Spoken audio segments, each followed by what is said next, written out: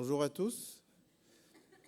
Donc, nous allons commencer ce moment, ce court moment que nous allons passer à nous concentrer sur notre Dieu, et on va le commencer par la prière. Seigneur éternel, Dieu Tout-Puissant, nous sommes assemblés tous, réunis comme dans d'autres assemblées, Seigneur, pour unir nos voix, unir nos cœurs, unir nos pensées, Seigneur, vers toi. Toi, notre secours, l'objet de nos louanges, de notre adoration, soit élevé et soit glorifié. Amen. Je vais commencer par vous demander comment allez-vous ce matin? C'est bien. Êtes-vous dans la joie? Vous êtes dans la joie? Je n'ai pas l'impression, on verra. Alors, il y a peut-être des raisons à ce que vous ne soyez pas dans la joie. Alors, peut-être que vous êtes chargé. Peut-être que les problèmes, les difficultés, mais la parole de Dieu nous dit, déchargez-vous. Le Seigneur nous dit, déchargez-vous sur moi et je vous donnerai du repos. Peut-être qu'il y a un péché. Et que nous dit la parole? Si quelqu'un a péché, nous avons un avocat. Nous avons quelqu'un qui plaide pour nous. Nous avons péché, malheureusement c'est comme ça, mais nous avons un avocat qui nous défend et nous pouvons nous présenter devant le Dieu 3 fois saint, lavé, purifié. Peut-être avons-nous été victimes d'injustice. Nous le vivons comme quelque chose qui nous a offusqués. Et nous avons des désirs peut-être de vengeance. Mais qu'est-ce que dit Dieu? À moi la vengeance, à moi la rétribution. Nous bénissons. Nous bénissons ceux qui nous maudissent. Nous prions pour ceux qui nous maltraitent. Voilà notre part. Tout ça, c'est Dieu. Dieu prend notre charge. Il prend nos péchés. Il nous rend justice. C'est lui le centre. C'est lui le centre de notre vie. Si vous êtes inquiet pour des raisons de santé, pour des problèmes financiers, de travail, etc., ne vous inquiétez de rien. Ne vous inquiétez de rien, mais faites connaître à Dieu, par des prières, des supplications et des actions de grâce, votre requête, votre demande. C'est pour ça qu'on va commencer par un court moment de prière où chacun de nous, on va exprimer à Dieu tout ce qu'il est pour nous. Non pas à lui exprimer nos difficultés, nos problèmes, ça, on verra après. Mais là, on va exprimer qui est Dieu pour nous, notre secours, notre soutien. Donc, je vous invite chacun à baisser la tête et chacun de nous exprimer par la prière notre reconnaissance.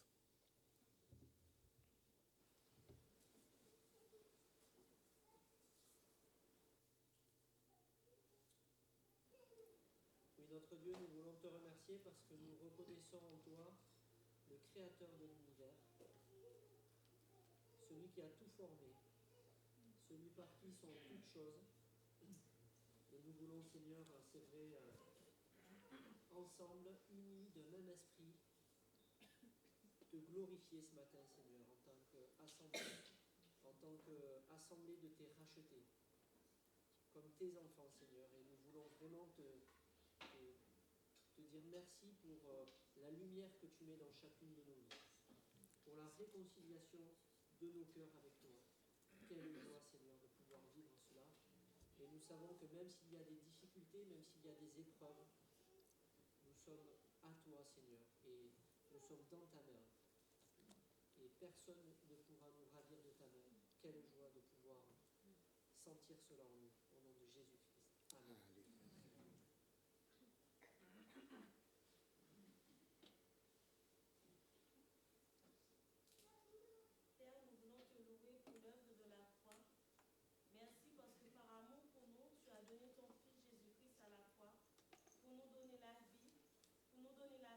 Amen. pouvons nous approcher de toi grâce à ce sang que tu as versé sur cette croix. Nous pouvons nous approcher vraiment d'un cœur pur, des mains vraiment purifiées et d'un cœur vraiment saint. Et nous pouvons te louer, nous pouvons t'adorer. Nous voulons vraiment t'exalter pour qui tu es dans nos vies. Nous voulons vraiment te dire merci et nous voulons te dire que nous t'aimons. Ce n'est pas une religion, ce n'est pas un homme, mais c'est toi, notre Créateur, que nous voulons louer et adorer, Père. Sois glorifié et sois béni, Papa, dans le beau nom de Jésus-Christ. Amen. Pour quel péché, Jésus, pour quelle offense a-t-on sur toi prononcé la sentence? Ah, qu'as-tu fait, innocente victime? Quel est ton crime? Pour me sauver, sacrifice adorable, le maître meurt pour l'esclave coupable. Merci Seigneur pour ces paroles magnifiques de ce chant qui nous montrent que tu es ce Dieu d'amour qui s'est livré pour un pécheur comme moi, pour des pécheurs et des pécheresses comme mes frères et sœurs ici présents. Et Seigneur, comment te dire merci pour tout ce que tu as fait pour nous. Seigneur, je te loue ce matin parce que tu es mon sauveur, mon rédempteur, mon espérance. Et j'ai hâte, Seigneur, de te voir face à face avec toute l'assemblée des saints de toute la terre, de toutes les époques. Au nom de Jésus-Christ. Amen.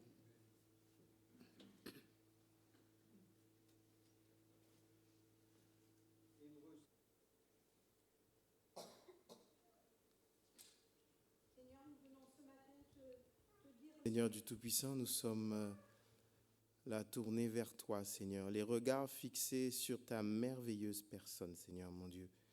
Par qui est comme toi, qui est semblable à toi? Ta sagesse, Seigneur, nous dépasse. Ton intelligence, Seigneur, est illimitée, Seigneur.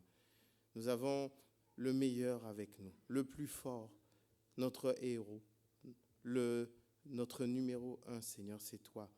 C'est toi que nous voulons mettre en avant, Seigneur, parce que sans toi, nous ne sommes rien. Sois glorifié au nom de Jésus. Amen. Je vous invite à lire un passage dans Philippiens chapitre 3 et les versets 12 à 14. Donc ici, Paul, qu'est-ce qu'il fait? Il est en train de dresser son parcours. Il dit que voilà, j'étais circoncis le 8e jour de la race d'Israël. Mais ce n'est pas ce qui avait l'importance. La vie passée que nous avons eue, ce n'est pas ce qui est important. Et il dit au verset 12, ce n'est pas que j'ai déjà remporté le prix ou que j'ai déjà atteint la perfection, mais je cours. Oui, je cours pour tâcher de le saisir, puisque moi aussi j'ai été saisi par Jésus-Christ. Frère, je ne pense pas l'avoir saisi, mais je fais une chose, oubliant ce qui est en arrière et me portant vers ce qui est en avant, je cours vers le but. Je cours pour remporter le prix de la vocation céleste de Dieu en Jésus-Christ. Oui, je cours. Nous courons, nous tous. Nous courons vers ce prix. Nous courons vers le Seigneur. Nous courons vers... Et oubliant ce qui est en arrière. Nous avons tout à l'heure parlé de ce qui pourrait nous inquiéter, de ce qui pourrait nous ralentir, de ce qui pourrait nous empêcher d'avancer.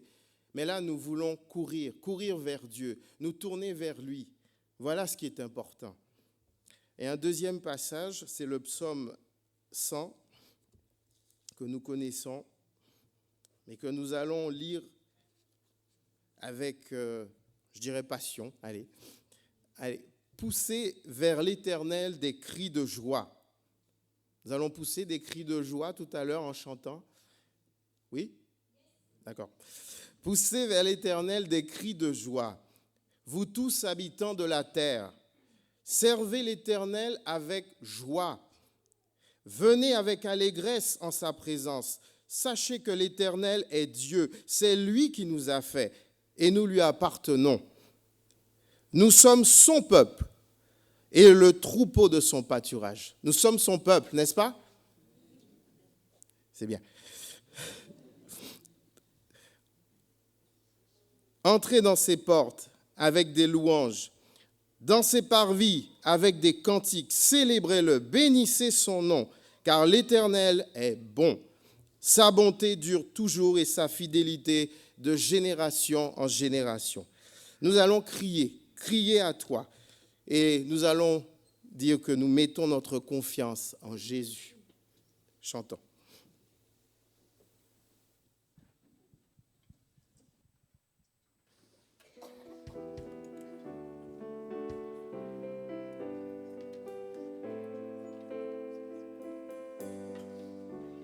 Comme soupire une biche après l'eau d'un ruisseau, moi aussi, ô Seigneur, je soupire après toi. J'ai soif de toi, mon Dieu, d'être là devant toi, de venir dans ton temps, me présenter à toi, pour qu'enfin me reviennent les souvenirs d'antan, où heureux je courais vers ta maison. Je voudrais retrouver cet amour et ce feu, encore une fois briller, être fou amoureux de toi, attaché à tes pas, livré à ta parole et au son de ta voix, pour qu'enfin me reviennent les souvenirs d'antan, où heureux je courais vers ta maison. Je veux crier à toi, plutôt que de me plaindre, je veux compter sur toi, te louer à nouveau, l'espérance et la joie seront dans ta présence, je veux crier à toi, mon sauveur et mon Dieu.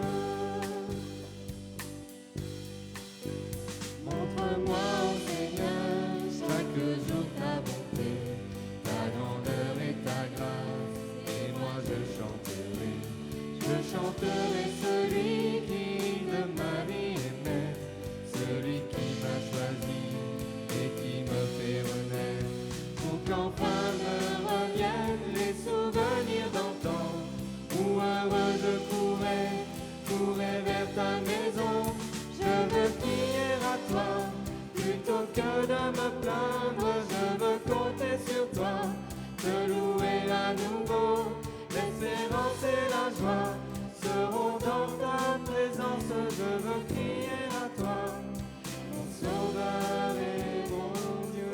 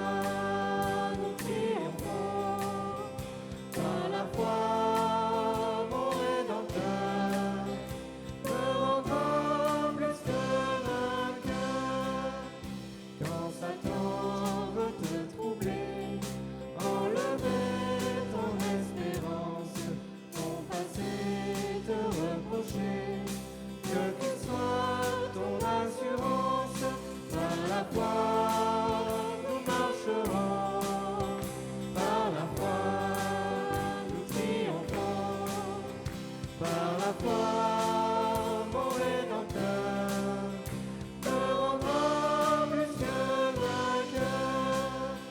Par la foi, je marcherai en comptant sur ses promesses.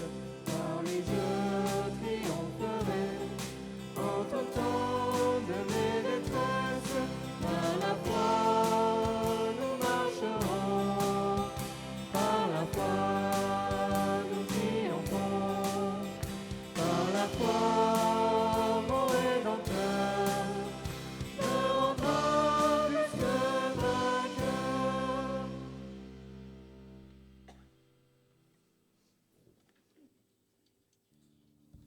C'est vous? Oui, par la foi. Nous marchons par la foi. Et nous sommes des plus que vainqueurs par celui qui nous fortifie. Nous sommes appelés à être dans la joie, continuellement dans la joie. Et Paul le dit dans plusieurs passages qu'il adresse aux Philippiens, aux Thessaloniciens, aux Colossiens. Et il dit aux Philippiens, réjouissez-vous, de se réjouir dans le Seigneur. Et il insiste, je le répète, réjouissez-vous.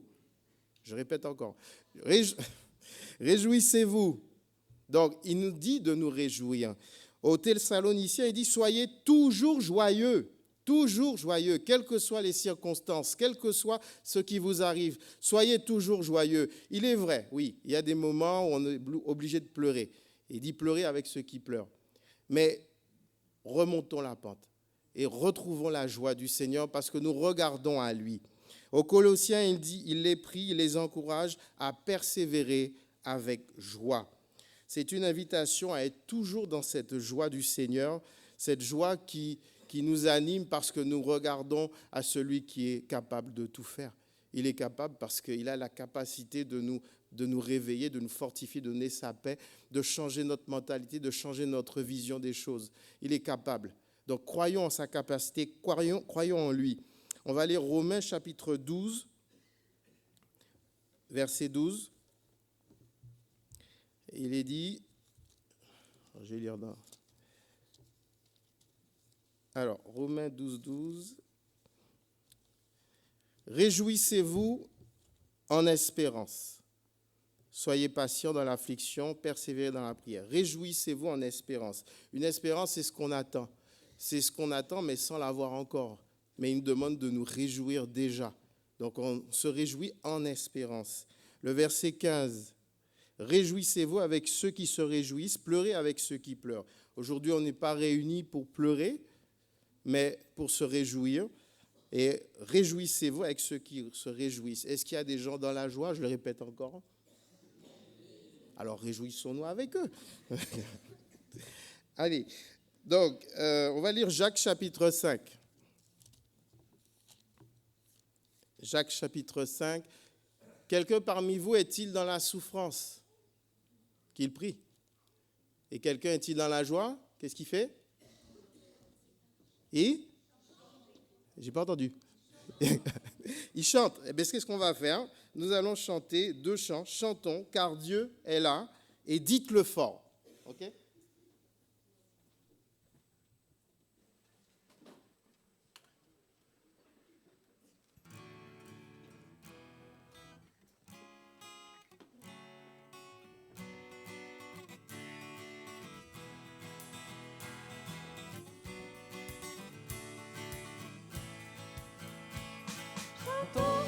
Car Dieu est là, poussons des cris de joie, laissons-lui un phare de reconnaissance, un palais de louange. Chantons le roi des rois, son amour durera, et quand on le loue, sa gloire descend sur nous, dans son temple si bas. Chantons car Dieu est là,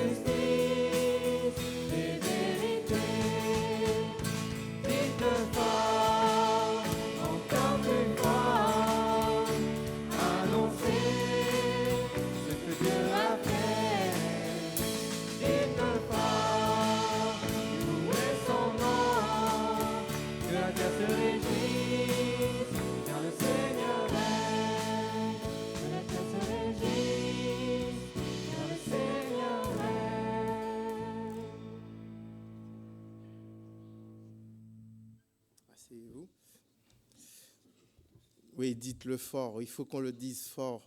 Non pas seulement ici, mais chez nous. Il faut qu'on le dise partout. Dites-le fort. Il est vivant. Nous allons passer au moment, on a dit qu'il est mort pour nous aussi, et on va passer le moment de la scène. Il nous a lavés, il nous a purifiés, il nous a sanctifiés, il nous a justifiés. Nous sommes lavés, n'est-ce pas? Nous sommes lavés, nous sommes purs. Agissons comme des gens qui savons être conscients que nous sommes lavés, purifiés, sanctifiés. Nous sommes dans la joie parce que lui nous a lavés. Donc, nous allons passer à ce moment de scène, et pendant la distribution, nous allons chanter le chant « Je ne sais ». Et je vais inviter les frères et sœurs, les frères du moins, à venir faire la distribution, les frères que j'ai sollicités. Et donc, les personnes qui sont baptisées, les personnes qui vivent dans l'obéissance avec Dieu, levez-vous afin que nous puissions vous donner le pain et le vin.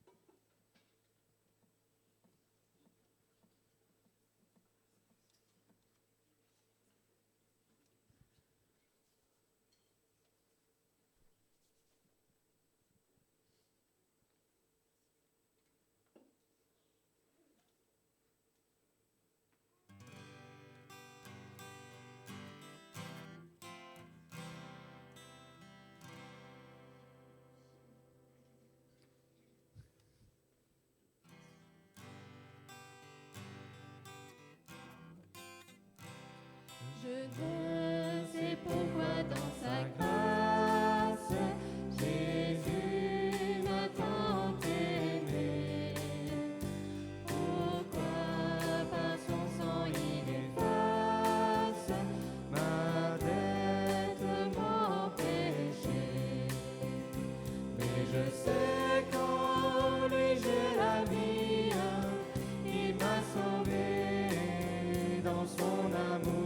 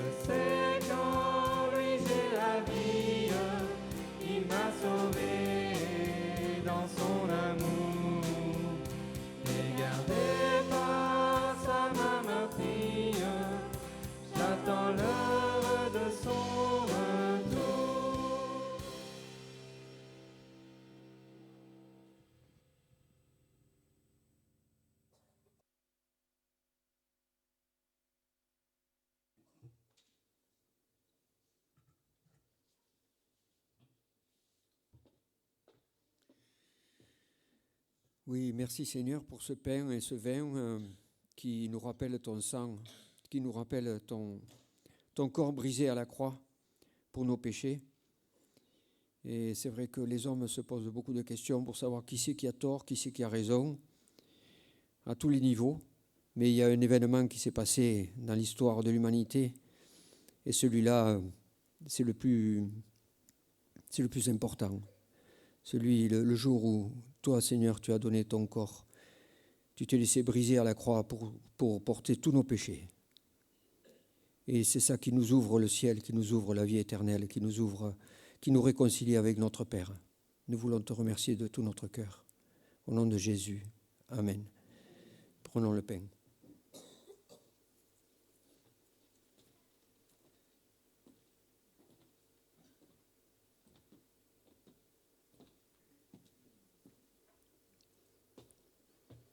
Prions. Ce matin, Seigneur, en souvenir de ton sang versé, nous nous mettons à ta table. Oui, Seigneur, par amour pour l'humanité, toi qui étais Dieu, toi qui étais tout-puissant, toi le Seigneur des Seigneurs, tu as laissé ta royauté, ta toute-puissance, et tu es descendu vers nous. Tu es descendu pour nous tenir la main, pour nous montrer le chemin. Et Seigneur, tu as été jusqu'à la croix pour nous, pauvres pécheurs, pauvres vermisseaux. Ton sang a été versé à plusieurs reprises pour que nous, aujourd'hui, nous soyons justifiés. Nous soyons mis à part pour toi, pour que nous soyons appelés fils du Très-Haut, pour que nous soyons admis dans ton royaume. Oh, quel amour, Seigneur! Quel amour! Oui, ce matin, nos mots sont faibles pour exprimer notre reconnaissance, Seigneur. Mais Seigneur, nous sommes tous en cœur ce matin pour te dire merci pour ce sacrifice. En ton saint nom que nous avons prié. Amen. Prenons la coupe.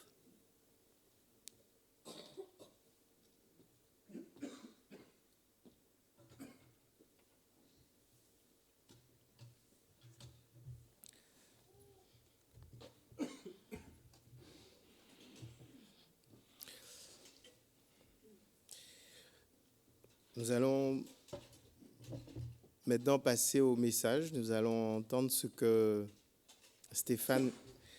le Seigneur a mis sur le cœur de Stéphane. Et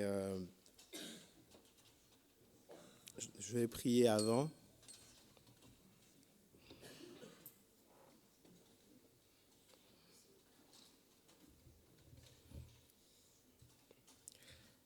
Seigneur éternel, Dieu Tout-Puissant, tu es vivant, Seigneur, et tu parles. Tu parles peut-être dans un murmure. Tu parles au plus profond de nous. Tu parles et ça bouleverse, ou ça réconforte, ça nous fortifie, ça nous réjouit, mais tu parles. Mais nous voulons entendre ce matin ce que tu as à nous dire à chacun et être attentifs, avoir nos cœurs réceptifs et ne pas être des auditeurs oublieux, mais entendre, Seigneur, non pas aujourd'hui seulement, mais peut-être tout au long de la semaine, Seigneur, nous avons la possibilité de réécouter, d'entendre, de revoir, de relire, Seigneur. Alors donne-nous de ne pas laisser cette parole tomber. Merci, Seigneur. Amen. Est-ce qu'il y a les enfants, oui, pour les chants chorales? Voilà, donc les enfants.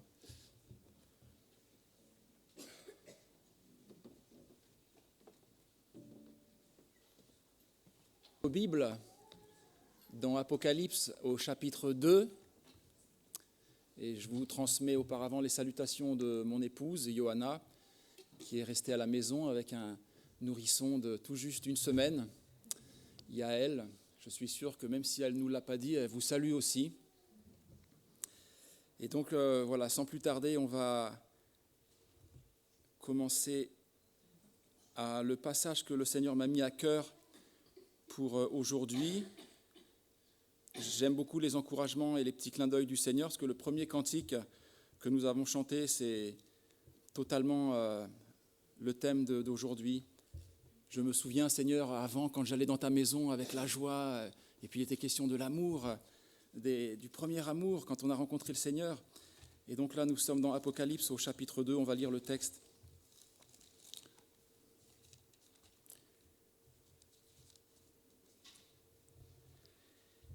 Écrit à l'ange de l'église d'Éphèse. Voici ce que dit celui qui tient les 7 étoiles dans sa main droite, celui qui marche au milieu des 7 chandeliers d'or. Je connais tes œuvres, ton travail et ta persévérance. Je sais que tu ne peux supporter les méchants, que tu as éprouvé ceux qui se disent apôtres et qui ne le sont pas, et que tu les as trouvés menteurs. Je sais que tu as de la persévérance, que tu as souffert à cause de mon nom, et que tu ne t'es point lassé. Mais ce que j'ai contre toi, c'est que tu as abandonné ton premier amour. Souviens-toi donc d'où tu es tombé. Repens-toi et pratique tes premières œuvres, sinon je viendrai à toi et j'ôterai ton chandelier de sa place, à moins que tu ne te repentes. Tu as pourtant ceci, c'est que tu hais les œuvres des Nicolaïtes, œuvres que je hais aussi. Que celui qui a des oreilles entende ce que l'Esprit dit aux églises. À celui qui vaincra, je donnerai à manger de l'arbre de vie qui est dans le paradis de Dieu.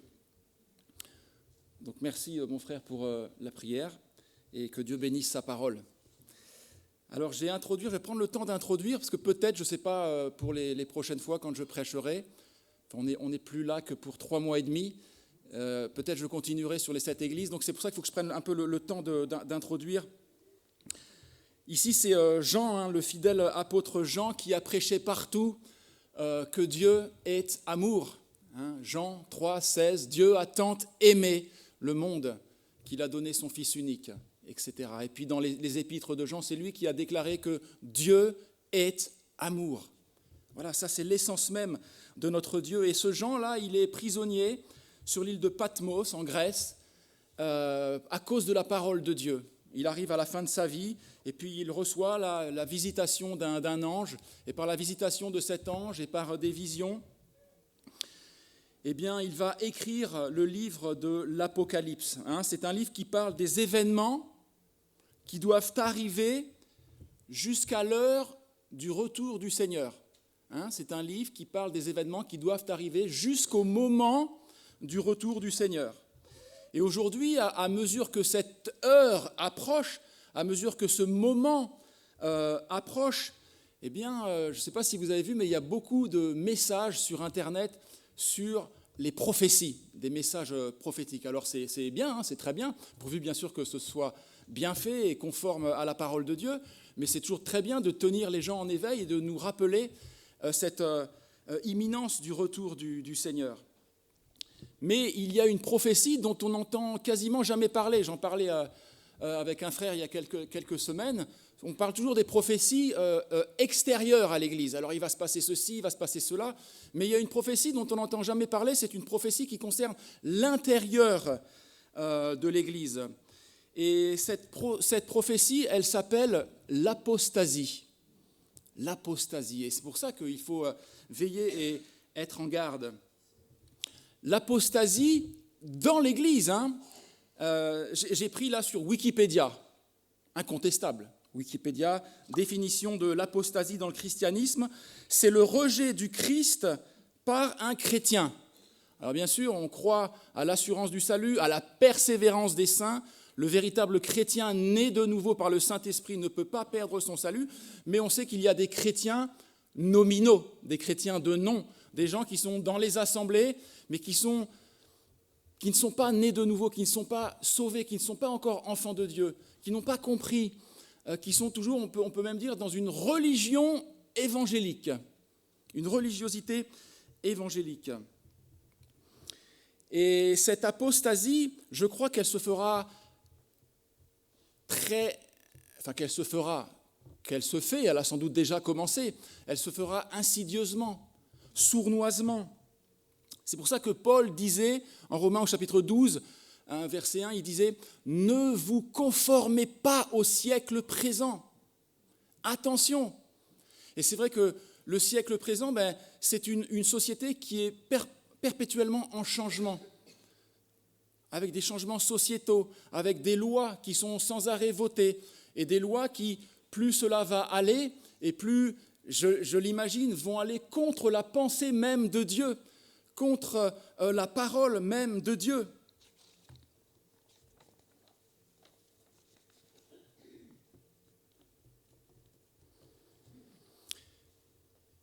Et le chrétien est appelé, la Bible nous l'enseigne, le chrétien est appelé à se soumettre aux autorités, n'est-ce pas ? Soumettez-vous aux autorités, car toute autorité a été instituée et établie par Dieu. Cela afin que la justice soit exercée. Mais je pense que l'apostasie arrivera au moment où les chrétiens ne feront plus la différence entre se soumettre aux autorités et faire allégeance aux autorités. Retenez ça dans un coin de votre tête, peut-être ça vous servira un jour. Quand le chrétien ne fera plus la différence entre se soumettre aux autorités et faire allégeance aux autorités. Et toutes ces choses, toutes ces pensées qui sont complètement contraires à la volonté de Dieu, tous ces principes contraires qui sont des abominations pour Dieu vont commencer à s'infiltrer dans l'Église par portes et fenêtres et seront acceptés. Mais le véritable chrétien ne pourra pas accepter ces choses. Et peut-être qu'il sera amené à sortir de l'Église visible quelque part. Si vous allez en Chine et dans bien des pays du monde, le véritable chrétien né de nouveau n'est pas dans l'Église visible, dans l'Église nominale. Ce sont des églises de maison. Alors tant qu'on peut persévérer dans une église institutionnelle comme celle-là, eh bien allons-y, mais le Seigneur nous appelle ce matin à ouvrir l'oreille.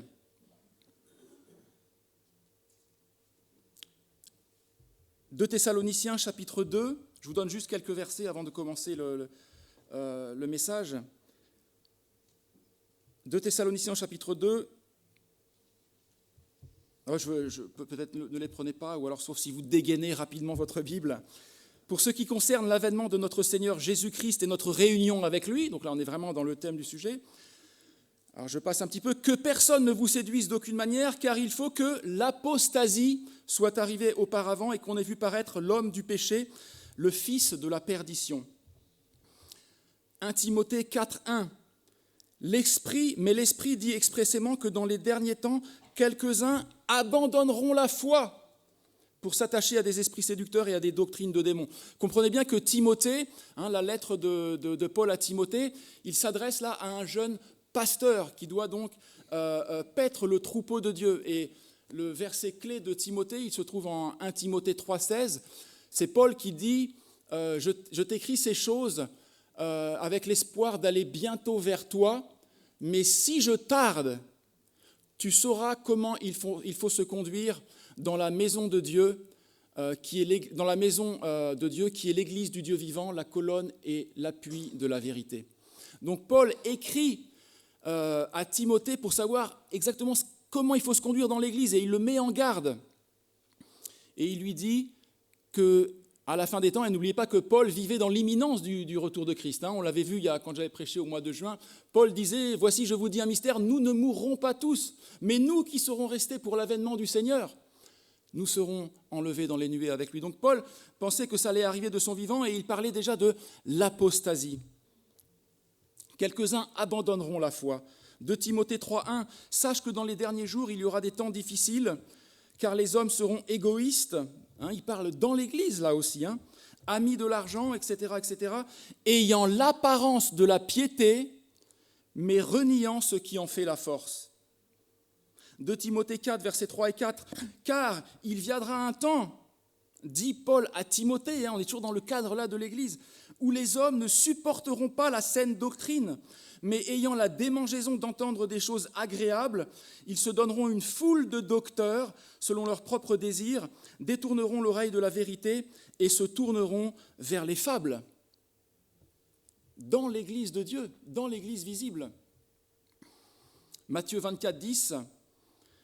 Alors, ça c'est les disciples, vous connaissez bien ce chapitre, les disciples demandent à Jésus, alors quand cela arrivera-t-il et quels seront les signes de ton avènement et de la fin des temps? Et Jésus va leur dire notamment ceci en s'adressant à ses disciples. Alors plusieurs succomberont et ils se trahiront les uns les autres. On n'en parle pas beaucoup ça dans les églises, de ce qui se passera à la fin. Il va y avoir dans l'église des gens qui vont se trahir les uns les autres, qui vont se livrer les uns les autres. Plusieurs faux prophètes s'élèveront et ils séduiront beaucoup de gens. Et parce que l'iniquité se sera accrue, l'amour du plus grand nombre se refroidira. Mais celui qui persévérera jusqu'à la fin sera sauvé. Waouh, une grosse mise en garde là du Seigneur. Et c'est exactement pour cela, pour cette raison-là, que dans ce 2e chapitre du livre de l'Apocalypse, eh bien Dieu il va donner une série d'avertissements aux églises, à l'Église qui arrivera à la fin des temps, afin justement qu'elle ne fasse pas partie de celles et ceux qui tomberont dans l'apostasie et dans le reniement de la foi. Et j'aime la consonance entre les mots avertissement et divertissement. Là, Dieu par la bouche de Jean, il donne des messages d'avertissement aux églises. Souvenez-vous, au mont Sinaï, Moïse tardait à revenir, et les Israélites, en faisant leur veau d'or, là aussi vous connaissez bien l'histoire, ils ont déclaré qu'ils allaient célébrer un culte en l'honneur de l'Éternel. Et puis le texte nous dit qu'ils se levèrent pour se divertir. Leur culte était un divertissement. Ils ont même fermé les yeux sur la débauche en leur sein, puisqu'on a vu là dans une étude biblique il n'y a pas très longtemps que ce genre de culte avait amené les Israélites à la débauche. Et donc il y avait plus cette volonté de divertir le peuple que d'avertir le peuple. Et on n'est pas là pour... je suis désolé, j'aimerais bien être drôle, mais Dieu ne m'a pas demandé d'être imitateur de Jamel Debbouze ou Gad Elmaleh. Et la semaine dernière aussi, j'étais derrière, et quand Guillaume prêchait, j'ai écouté pendant la prédication le silence dans l'église. Il y avait un silence. Parce qu'il était en train d'avertir, d'enseigner, de prévenir. Alors bien sûr, Dieu nous donne aussi le sens de l'humour, on aime bien se marrer de temps en temps, on aime bien aussi rigoler, mais le but de l'Église, ce n'est pas de divertir, c'est d'avertir le peuple de Dieu.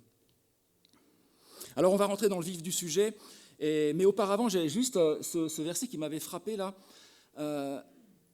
Regardez au Apocalypse chapitre 1, verset 20, il est question du mystère des 7 étoiles que tu as vues dans ma main droite et des 7 chandeliers d'or. Vous voyez ça, les 7 chandeliers d'or. Et donc il précise, les 7 étoiles sont les 7 anges des 7 églises, et les 7 chandeliers sont les 7 églises. Donc les 7 chandeliers sont les 7 églises. Et regardez en chapitre 2 et au verset 1, il est écrit « Celui qui marche au milieu des 7 chandeliers d'or ». Ça veut dire que si la parole de Dieu ne change pas, ce que je crois est qu'elle est immuable, ça veut dire que le Seigneur Jésus marche au milieu de nous ce matin. Il est là, par son esprit, il est là, il se promène entre les rangs, et il veut parler à nos cœurs. Alors, écoutons la parole de Dieu ce matin. On va voir 3 choses, on va simplement suivre le texte. Premièrement, cette église, c'était une église très sérieuse. Deuxièmement, c'était une église, malheureusement, qui avait perdu son premier amour. Non, pardon, pas perdu, abandonné. Et troisièmement, une église appelée à se repentir. Alors, premièrement, une église persévérante, versets 2 et 3. Il lui dit « Je connais tes œuvres, ton travail et ta persévérance. » Cette église, elle avait été fondée 40 ans auparavant par l'apôtre Paul. Et c'était une église à l'œuvre.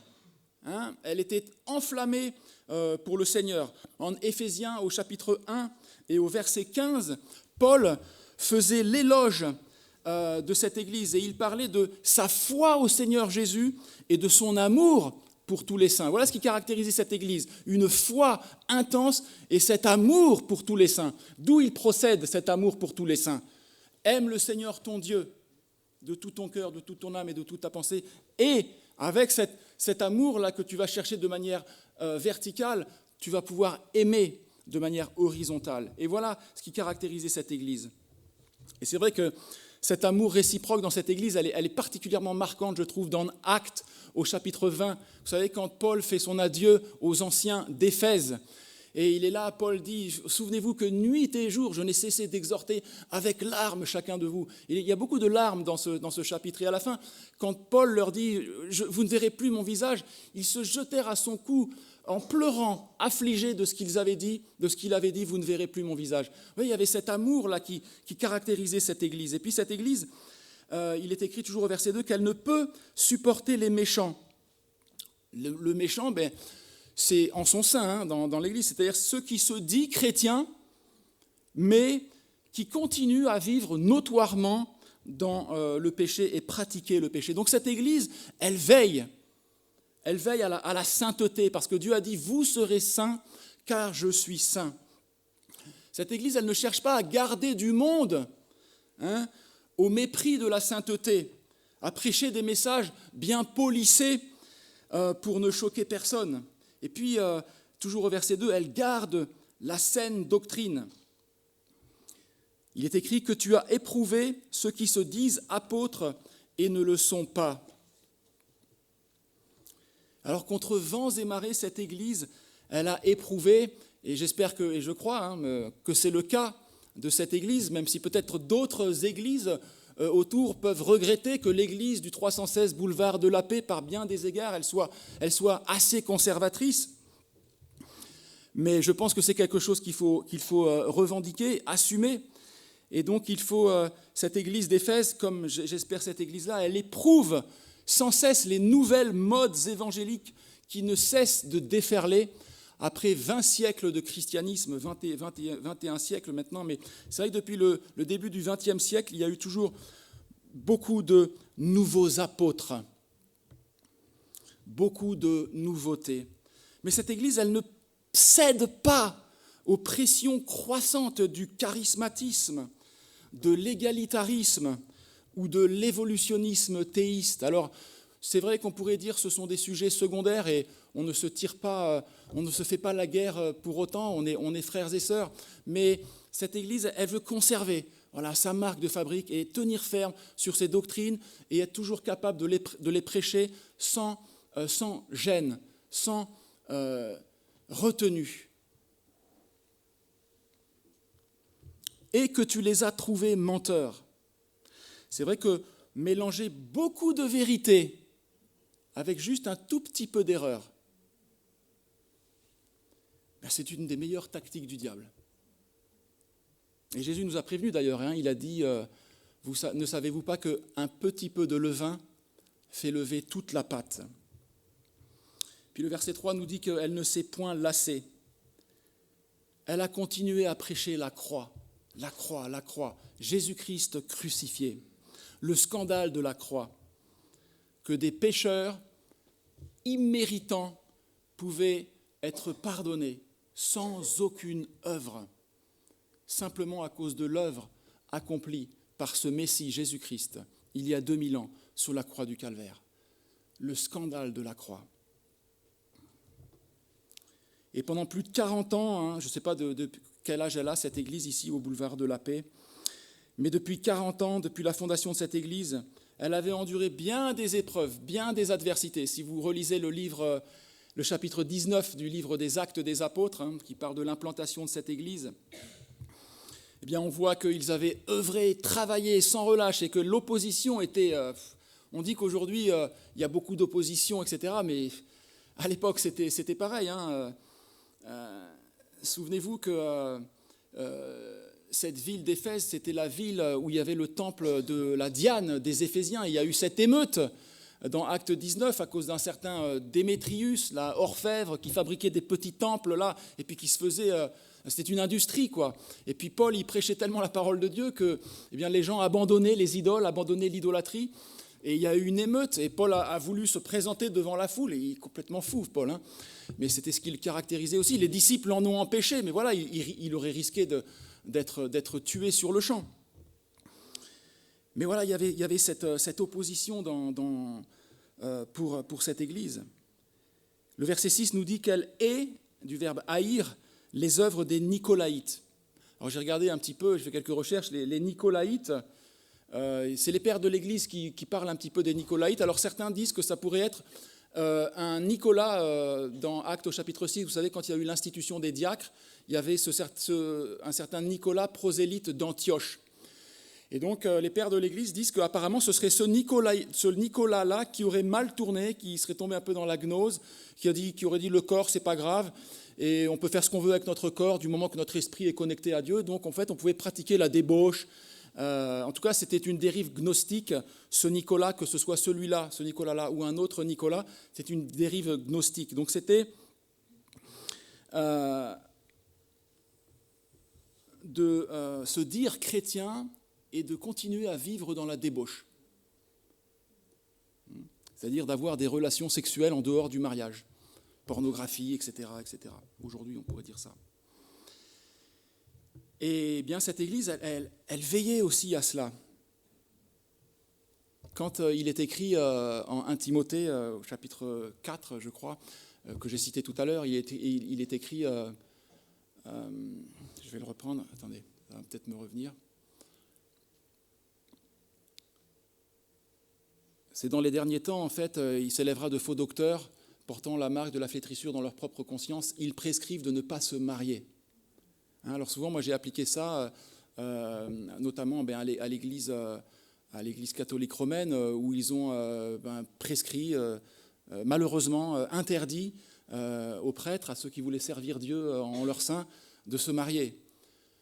Et je le regrette profondément, mais on pourrait aussi en faire une application, c'est qu'ils prescrivent de ne pas se marier. Finalement, c'est si de la chair d'une Église, eh bien, on sait que les gens, les jeunes, vivent dans la débauche, les gens ont des relations sexuelles sans être mariés, et puis finalement, bon, ça, on n'en fait pas grand cas, c'est pas si important que cela.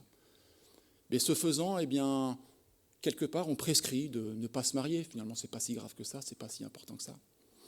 Ce n'était pas le cas, en tout cas, de l'Église d'Éphèse. Elle veillait, elle haïssait les œuvres des Nicolaïtes. Et donc on voit que sur beaucoup de points, cette Église d'Éphèse, elle est irréprochable. Son activité au service du Maître, sa persévérance, la pureté de sa doctrine, elle avait une orthodoxie et une orthopraxie.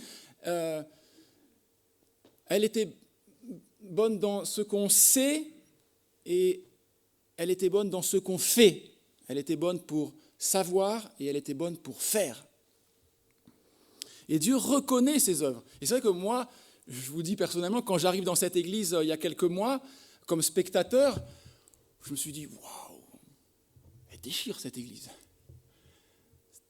Ce que je voyais, c'était formidable. Et c'est ce qu'on pouvait se dire aussi de l'église d'Éphèse. Et moi, je ne suis pas Dieu pour sonder les cœurs. Et j'espère que nous tous, nous n'avons pas abandonné notre premier amour, mais c'est ce que Dieu veut sonder ce matin, ce que moi, je ne peux pas voir. Mais je vois les œuvres de cette église, je vois que vous êtes allés évangéliser avant Noël et tout ça, je vois le cœur, le feu pour Dieu dans cette église, je le vois aussi, je l'entends pendant les moments de prière.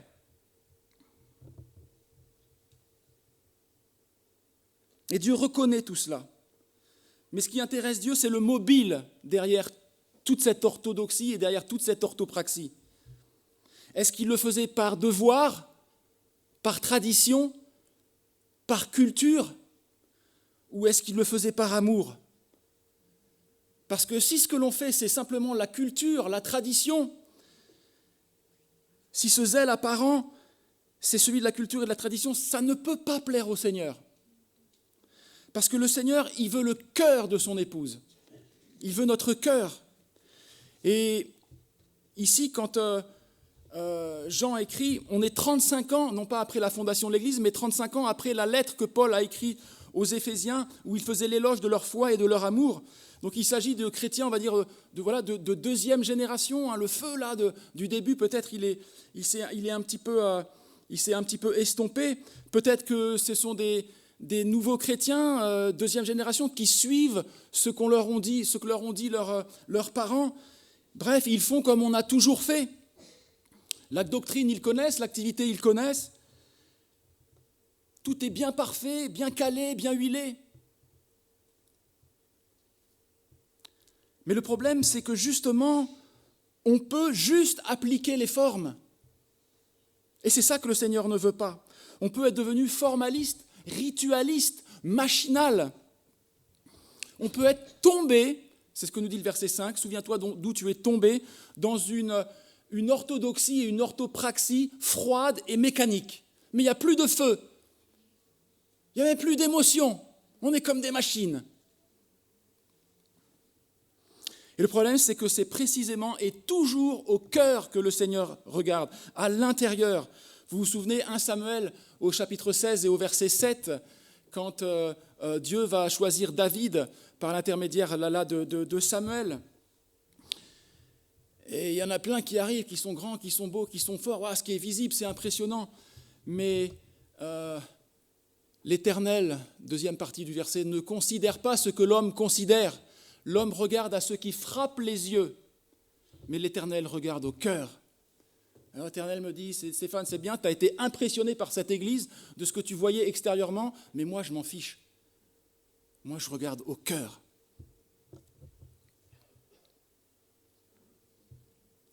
Et le constat, c'est que dans cette église d'Éphèse, il n'y avait plus véritablement d'amour.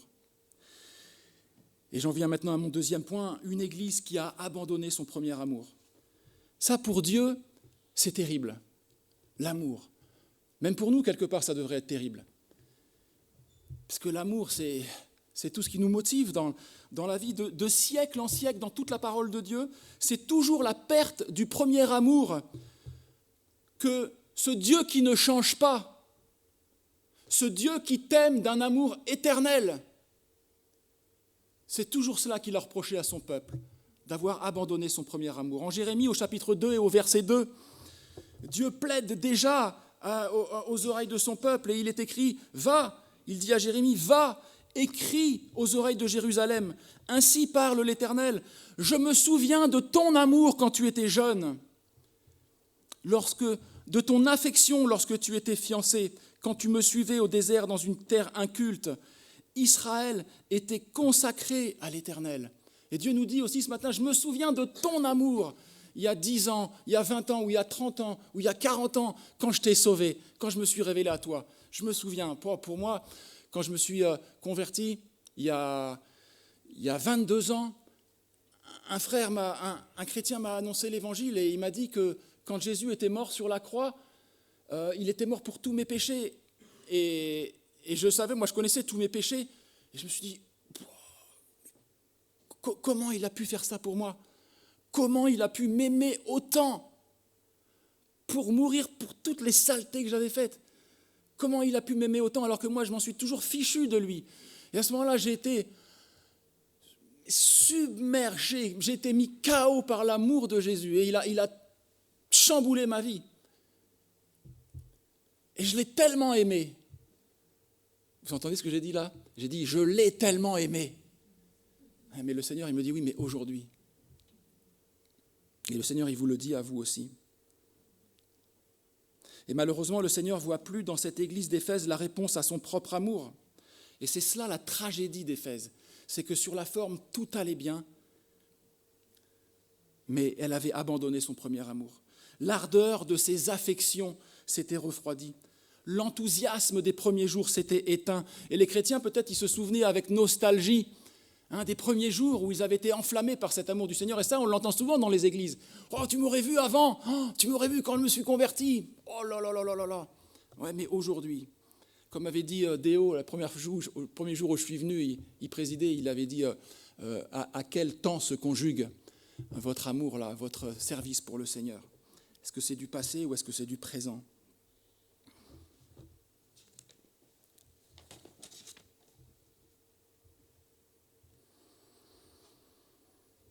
Alors ils auraient pu dire, oui, mais ça fait 40 ans quand même. Ça fait 40 ans, on vieillit. Mais oui, mais le problème, c'est que 2 Corinthiens, chapitre 4, verset 16, nous dit, c'est pourquoi nous ne perdons pas courage, et lors même que notre homme extérieur se détruit, oui, certes, on vieillit, notre homme intérieur se renouvelle de jour en jour. Ça nous dit quoi ? Ça veut dire que notre amour pour Jésus, certes, peut-être au niveau de notre service, peut-être on ne fait plus ce qu'on faisait quand on avait 20 ans, mais au niveau de notre amour, de notre zèle intérieur, eh bien ça devrait grandir sans arrêt. Et plus on voit arriver le jour du retour du Seigneur, et plus notre amour devrait être intense, passionnant et dévorant pour notre Dieu. Regardez Marie de Béthanie en Jean au chapitre 12 et au verset 1 à 3. Ça, c'est une excellente illustration biblique sur la véritable adoration. Jésus, je vous lis, Jésus, 6 jours avant la Pâque, vint à Béthanie où était Lazare qu'il avait ressuscité des morts. On lui fit donc là un souper. Marthe servait et Lazare était un de ceux qui étaient à table avec lui. Alors Marie, qui avait pris une livre de parfum de nard pur de grand prix, oignit les pieds de Jésus et les essuya avec ses cheveux. La maison fut remplie de l'odeur du parfum. Jésus ici rend visite à Béthanie. Et Marie, elle vient, elle est là. Et finalement, elle n'est pas tant là pour écouter un sermon. Bien que là, il y a le plus grand des prédicateurs qui soit là. Elle n'est pas tant là pour présenter une requête, comme elle l'avait fait quand son frère Lazare était malade. Elle n'est pas tant là dans la présence de Jésus pour vivre un moment de partage et de communion fraternelle après une dure semaine de labeur et de travail. Non, elle vient au moment même où le monde déchaîne sa colère contre Jésus. Il est à quelques jours là d'être livré et d'être crucifié. Et elle vient répandre ce parfum, répandre cette adoration qu'elle a préparée sur la personne dont l'amour a captivé son cœur. Et elle verse le parfum sur les pieds de Jésus et elle les essuie avec ses cheveux. Et là encore, on peut se poser la question, quand on arrive au culte le dimanche matin, est-ce qu'on est dans de telles dispositions ? Certes, c'est bien, ça fait partie quelque part de l'adoration, de donner nos offrandes, d'écouter des cantiques, d'apporter des requêtes, d'écouter la parole de Dieu, de rencontrer des amis. Mais est-ce que tout cela, c'est lié premièrement à l'adoration de notre Seigneur et de notre Dieu ? Qu'en est-il pour nous ce matin ? Alors, j'aimerais pouvoir exprimer ça concrètement. Qu'est-ce que ça veut dire au juste abandonner son premier amour ? On va prendre une illustration vraiment terre à terre. Jésus compare la relation entre Christ et son Église, il compare ça à la relation entre l'homme et son épouse. Voilà, abandonner son premier amour, c'est comme dans un couple. Après 10, 20, 30, 40 années de mariage ou plus, tout est bien calé.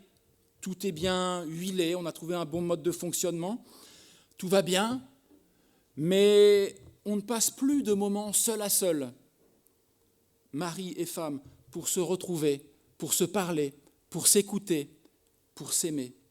Il n'y a plus cette complicité du début, on est pris par bien d'autres soucis et d'autres activités, on n'a plus le temps. Et puis on se dit, tout ça c'est bon pour les jeunes, c'était bon pour les jeunes mariés. Mais en fait, d'une certaine manière, on a abandonné son premier amour.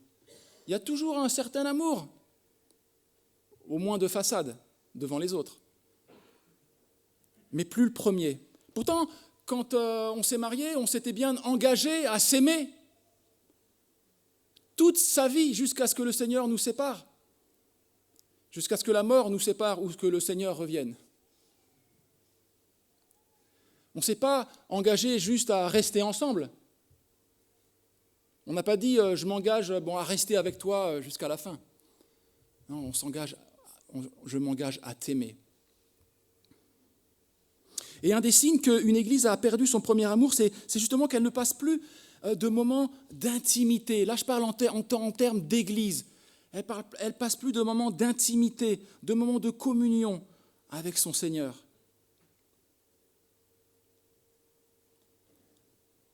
Vous savez, quand un couple, c'est de l'intensité de la communion et de l'intimité dans un couple que viennent les enfants, la conjugalité.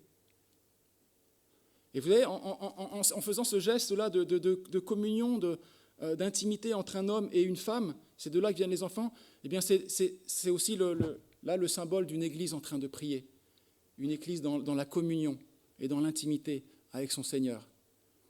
Et c'est quand une église est dans cette intimité, dans cette communion profonde, intense avec le Seigneur que viennent les enfants spirituels. Regardez, lisez le livre des Actes des Apôtres, à quel point l'Église primitive était tout le temps en train de prier. La plus grande bénédiction de tous les temps, Christ en nous, l'espérance de la gloire, le baptême du Saint-Esprit. Et il est venu comment? Dans une église en train de prier. Ils étaient tous ensemble dans la chambre haute. C'est ainsi que l'on peut affirmer qu'un des signes d'une église qui a abandonné son premier amour, c'est la prière de l'église locale désertée. La prière de l'église locale délaissée. C'est un très mauvais signe. Quelqu'un disait un jour, si tu veux connaître l'état de santé spirituelle de ton église, regarde à sa réunion de prière. Il est là le baromètre spirituel. Quelqu'un disait un jour, on en parlait il y a peu avec Georges, on reconnaît, vous l'avez déjà entendu sans doute des centaines de fois celle-là, mais on reconnaît le succès d'une église au monde qu'il y a au culte le dimanche matin. On reconnaît le succès des prédicateurs et enseignants d'une église au monde qu'il y a aux études bibliques hebdomadaires. Et on reconnaît le succès du Seigneur au monde qu'il y a au moment de la réunion de prière, où là, il n'y a plus de spectacle, il n'y a plus de show, on est tous inclinés, personne n'est mis en avant et on est juste face à face avec notre Dieu. Puis notez aussi que il ne s'agit pas ici de perdre son premier amour. Quand on perd quelque chose, on n'a pas fait exprès, je l'ai perdu. Non, il s'agit d'abandonner. J'ai regardé dans le grec, là, c'est aphimi. C'est aussi un mot qui détermine aussi l'apostasie. Aphimi, ça veut dire renvoyer, abandonner, négliger, envoyer au loin, répudier, laisser quelqu'un dans le but d'aller dans un autre lieu, partir et laisser à l'abandon, déserter. Abandonner, c'est volontaire, on le sait, on en est conscient. On se détache de la chose parce qu'en général, elle est encombrante. Et puis, c'est horrible ce que je dis là, mais en fait, chaque année, il y a des campagnes de la SPA, pardonnez-moi cette illustration, mais parce que les gens abandonnent. Qu'est-ce qu'on a tendance à abandonner en France? On abandonne son chien en général. C'est les vacances, on n'avait pas prévu l'engagement que c'était d'avoir un chien, alors on abandonne son chien parce qu'il est trop coûteux, il nous empêche de faire ce qu'on veut, et puis il nous prend du temps.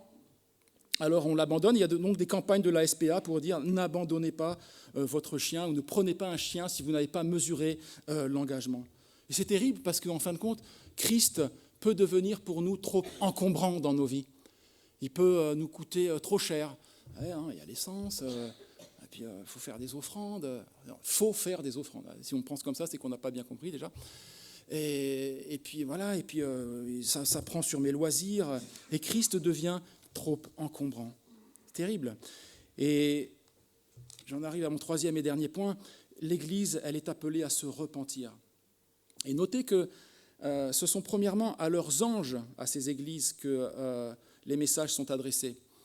Et c'est un ange qui vient s'adresser à Jean, et il dit « écris à l'ange ». Alors un ange qui écrit à un ange, c'est qu'en fait, il s'adresse aux responsables là, hein, aux pasteurs, aux anciens, parce que angelos, en grec, ça peut être soit ange, soit messager. Et donc, ces lettres, elles sont adressées premièrement aux messagers, hein, donc aux enseignants de ces églises. Donc, quelle responsabilité. Mesdames, qui enseignaient les dames, qui enseignaient les enfants, mesdames et messieurs, qui enseignaient les enfants, qui enseignaient les adolescents, qui enseignaient les groupes de jeunes, messieurs qui enseignaient la congrégation en réunion plénière le dimanche matin. Quelle responsabilité! C'est à vous, c'est à nous que ce message est adressé en premier lieu. Et donc c'est à nous de nous humilier en premier lieu et de transmettre aux églises la pensée du Maître. Mais quel merveilleux symbole! Il les compare à des étoiles. Les 7 chandeliers, ce sont les 7 églises, et ceux qui enseignent, là, les messagers, il les compare à des étoiles. C'est beau ça, hein? Et les étoiles, par contre, elles sont dans la main de Dieu. Donc c'est une sacrée responsabilité que l'on a, que vous avez, à vous tous qui enseignez. Mais quel encouragement il nous donne en Daniel au chapitre 12 et au verset 3. « Ceux qui auront été intelligents brilleront comme la splendeur du ciel, et ceux qui auront enseigné la justice à la multitude brilleront comme les étoiles. » À toujours et à perpétuité. Et on voit au verset 5 que Dieu exhorte 2 fois l'Église à revenir à son premier amour. Je ne vois plus rien. Mais... Souviens-toi donc d'où tu es tombé, repens-toi et pratique tes premières œuvres. Sinon, je viendrai à toi et j'ôterai ton chandelier de sa place, à moins que tu ne te repentes. 2 fois, il appelle à se repentir. Ça veut dire que c'est possible, il y a de l'espoir avec notre Dieu. Et le problème, c'est que se repentir, c'est quoi ? C'est simplement confesser qu'en fait, on ne peut pas le faire de nous-mêmes. Sans lui, nous ne pouvons rien faire. Alors on vient au Seigneur, et on dit, Seigneur, je me repens, je reconnais que j'ai perdu quelque chose. Et le Seigneur dit, souviens-toi d'où tu es tombé. Où est-ce que tu as perdu ça ? Qu'est-ce qui s'est passé ? Qu'est-ce qui s'est passé dans ta vie ? Tu as été déçu ? Tu as été meurtri ? Un frère t'a mal parlé, t'a blessé ? Qu'est-ce qui s'est passé ? Tu as évangélisé et tu t'es fait envoyer bouler ? C'est normal. Qu'est-ce qui s'est passé ? Rappelle-toi d'où tu es tombé et repens-toi. Et si on fait simplement cette prière dans notre cœur, on dit au Seigneur vraiment, voilà, avec le cœur, pas simplement avec la bouche, mais avec le cœur. Hein, ça me fait penser à ce verset qui dit « Ce peuple s'approche de moi de la bouche et m'honore des lèvres, mais son cœur est éloigné de moi. » Donc s'il faut que ça procède d'un cœur sincère, il dit « Seigneur, je veux retrouver ça. Je veux retrouver ça, Seigneur, pardonne-moi. Je suis incapable de le retrouver par moi-même, mais toi, tu peux le faire par ton Saint-Esprit et me redonner ce feu et cet engagement pour toi. » Et le problème, c'est que si cette repentance n'a pas lieu, la lampe devait être ôtée. L'assemblée tout entière devait cesser d'être le porte-parole de Dieu dans le monde. Le premier amour devait absolument être maintenu. Sinon, l'Église était vouée à disparaître tôt ou tard, malgré tout ce que le Seigneur a prouvé dans cette Église. Et ce qui est intéressant, c'est que Dieu parle à l'Église, aux églises, mais au verset 7, il s'adresse à chacun en particulier. Il dit que celui qui a des oreilles écoute ce que l'Esprit dit aux églises. C'est-à-dire que chacun d'entre nous, nous avons à prendre la parole pour nous-mêmes et nous interroger et nous repentir si le Saint-Esprit nous en convainc. Et il n'y a que 2 solutions qui sont sans appel, pas de position intermédiaire, soit la repentance, soit le retrait du témoignage pour l'Église tôt ou tard. Alors ce qui est terrible, c'est que si on imaginait un fleuve qui prend sa source quelque part dans les montagnes, et puis le fleuve, il parcourt des milliers de kilomètres. Ah, pardon, le micro. Des milliers de kilomètres pour aller se jeter dans la mer. Si on coupe la source, si le fleuve est coupé de sa source, il va continuer à y avoir de l'activité pendant longtemps sur les berges du fleuve. Mais ce sera que temporaire. Et tôt ou tard, eh bien, le fleuve cessera d'exister. Alors, chers amis, interrogeons-nous. Qu'en est-il de nos affections, de nos émotions pour notre Seigneur et notre Dieu ? Alors, la conclusion, il est écrit à celui qui vaincra, je donnerai, deuxième partie du verset 7, à celui qui vaincra, je donnerai à manger de l'arbre de vie qui est dans le paradis de Dieu. Guillaume nous en a tellement bien parlé le week-end dernier. À celui qui vaincra, à celui qui persévérera, c'est la persévérance des saints, du véritable chrétien. Eh bien, le paradis, la gloire éternelle lui est réservée. Mais ça veut dire qu'en disant cela, le Seigneur discrimine dans l'Église. Il sépare en 2. Ceux qui vont se repentir, ceux qui sont les véritables chrétiens animés par le Saint-Esprit, avec ce feu de l'amour du Saint-Esprit en eux, et puis ceux qui finalement ne sont que des chrétiens nominaux. Donc ça veut dire que si pour certains dans l'Église ce sera le paradis, pour d'autres, malheureusement ça ne le sera pas. Et ce ne sera pas, vous savez, le nihilisme, ce ne sera pas juste la mort et puis plus rien. Si c'était que ça, encore ça serait bien. Mais non, la Bible nous parle d'un jugement éternel. et de souffrance éternelle. Et alors ça, c'est pas Guillaume, c'est Benjamin qui nous en a parlé il y a 2 semaines. Il y avait un grand abîme. Et on ne pouvait passer de l'un à l'autre. Et l'homme riche, il était dans les flammes. Et il était tourmenté. Certains sont là peut-être ce matin par tradition. Ce sont ce que l'on peut appeler des religieux évangéliques. Quand je me suis converti, je ne pensais pas que ça pouvait exister dans l'église évangélique.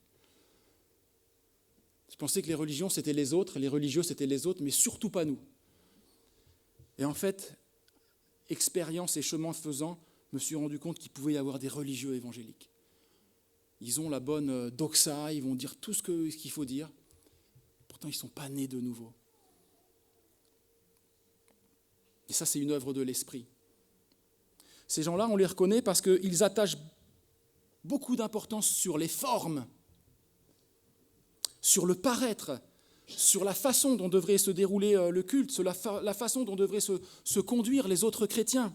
Ils sont là en train de juger sans arrêt de bons vrais religieux, de bons vrais pharisiens.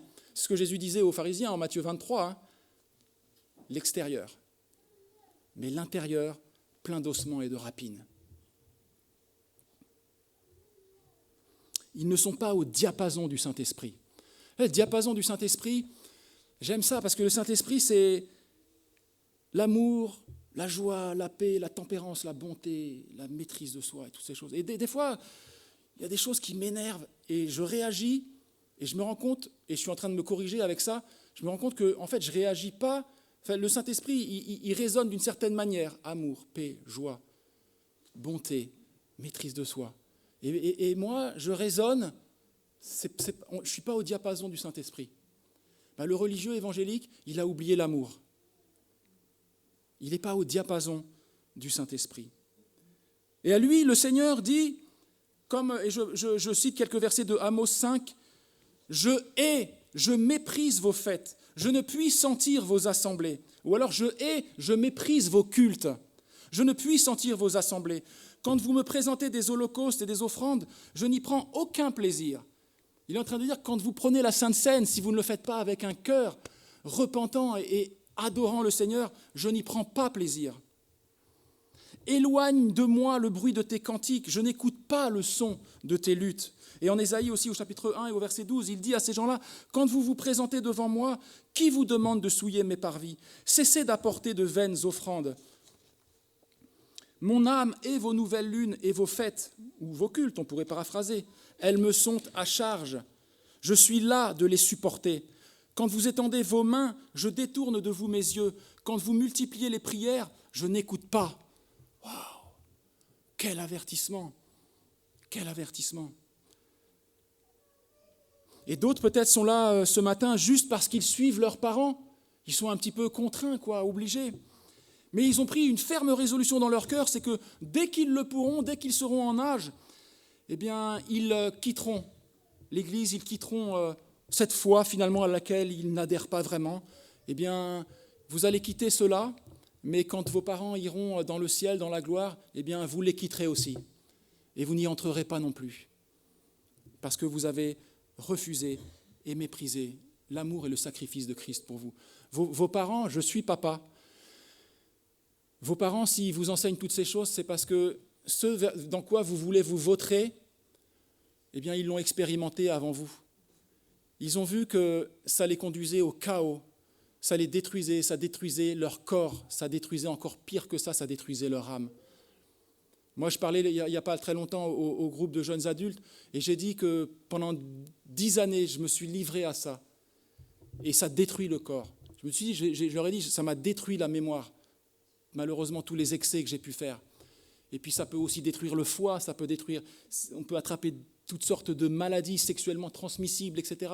Et ça nous amène au chaos, ça ne nourrit pas notre âme. Et on finit au bord d'un mur.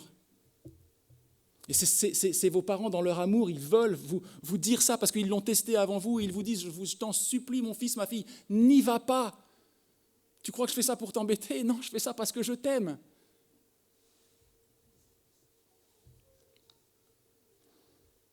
Et d'autres, peut-être, sont là ce matin et ils sont encore en recherche. Ils cherchent Dieu, ils cherchent la vérité, ils cherchent l'amour. Et ils se rendent compte en écoutant ce message qu'eux, ils n'ont jamais connu cet amour infini, cet amour éternel, cet amour qui ne trompe pas, cet amour qui dure toujours. Et le Seigneur vous appelle, vous aussi, ce matin, et il se montre à vous, il vous dit, c'est moi. Je suis Jésus-Christ. Je suis l'amour de Dieu incarné. Regardez ces trous dans mes mains, regardez ces trous dans mes pieds, regardez ce trou sur mon côté. Je suis mort pour vous, par amour pour vous. Venez à moi et soyez sauvés.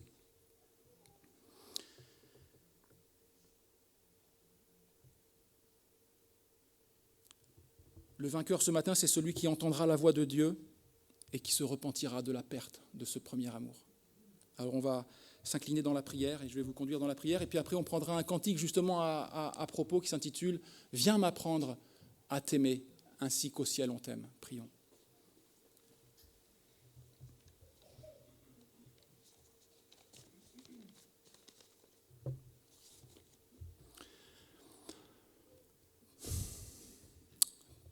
Père éternel, merci encore pour ta parole. Merci Seigneur parce que tu viens bientôt et tu nous adresses à chacun d'entre nous et à moi le premier, cet avertissement. Ce n'est pas un avertissement punitif, ce n'est pas un avertissement coercitif. C'est un avertissement d'amour, de tendresse, de compassion. Et tu dis à ton peuple ce matin, à tous ceux, à toutes celles et tous ceux qui peut-être ont abandonné leur premier amour, revenez à moi, reviens à moi, repens-toi, je viens bientôt, repens-toi. C'est le moment non pas de m'aimer moins, mais de m'aimer et de m'adorer toujours davantage. Je viens bientôt, ma rétribution est avec moi. Seigneur, je prie que, et je cite pour cette Église aussi, ce que l'on trouve en Zacharie. Je prie, Seigneur, qu'en cet instant, tu répandes sur cette assemblée un esprit de grâce et de supplication, et que nous tournions à nouveau les regards vers toi, celui que nous avons percé à cause de nos péchés, à cause de nos iniquités. Seigneur, que tu viennes embraser tout à nouveau nos cœurs, afin que nous puissions continuer à t'aimer et à te servir avec les bonnes motivations, en attendant la bienheureuse espérance de ton retour. Seigneur, je te prie que si ce matin il y avait dans cette assemblée des religieux évangéliques, Seigneur, je ne peux rien faire pour eux, mais toi tu le peux par ton Saint-Esprit. Tu peux faire éclater, Seigneur, les carcans de la religiosité et révéler le Fils de ton amour. Seigneur, s'il y a quelqu'un ce matin qui est dans cette assemblée, qui ne te connaît pas encore, qui vient pour visiter, pour chercher la vérité, le chemin, la vie, pour chercher l'amour véritable, eh bien je prie qu'au travers de ta parole, conduit par ton Saint-Esprit, tu te révèles à cette personne, qu'elle vienne puiser aux vives eaux, et que, Seigneur, tu viennes faire ta demeure en elle, que tu lui donnes le pardon de ses péchés et la vie éternelle. Au nom de Jésus-Christ. Amen. Merci de votre attention et que Dieu bénisse sa parole dans nos cœurs. Et donc on va chanter ce cantique, un très beau cantique, Viens m'apprendre à t'aimer. Et puis qu'on puisse vraiment le chanter comme une prière même de repentance éventuellement. Que Dieu vous bénisse.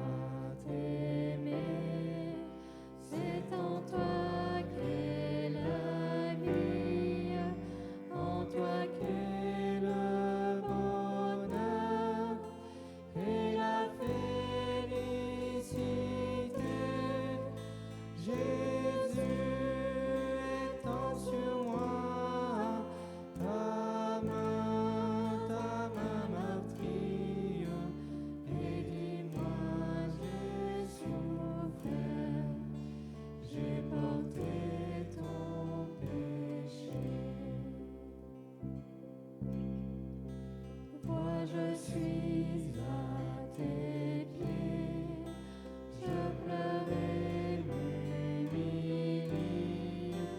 à l'ombre de ta croix.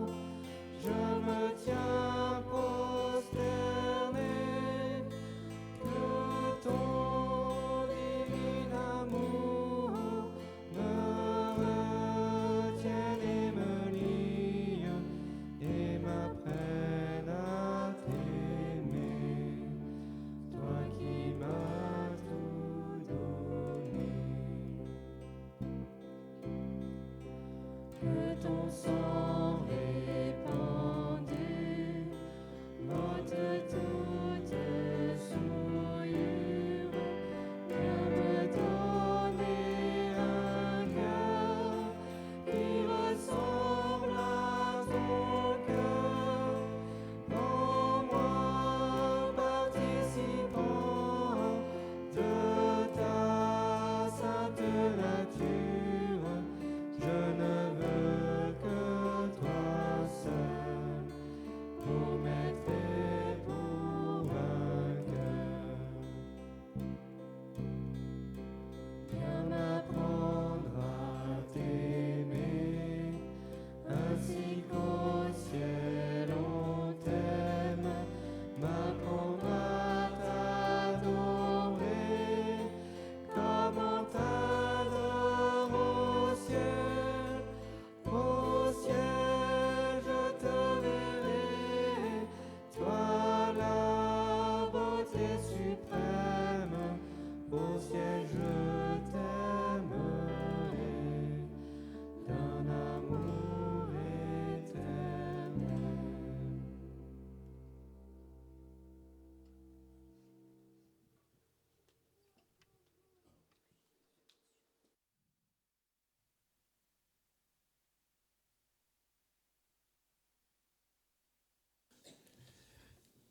Eh bien, ça percute, hein. Mais c'est une bonne chose. C'est une bonne chose, c'est un appel à ce que nous puissions changer. Donc, il faut repartir avec cette exhortation à changer, à être vigilant. Moi, j'ai noté cette intimité, cette relation avec Dieu que nous devons privilégier et nous repentir. Nous avons peut-être constaté qu'il y a des manquements chez nous, donc changeons. Voilà, donc on va dire à ceux qui nous écoutent sur Internet, donc prochain message, et on va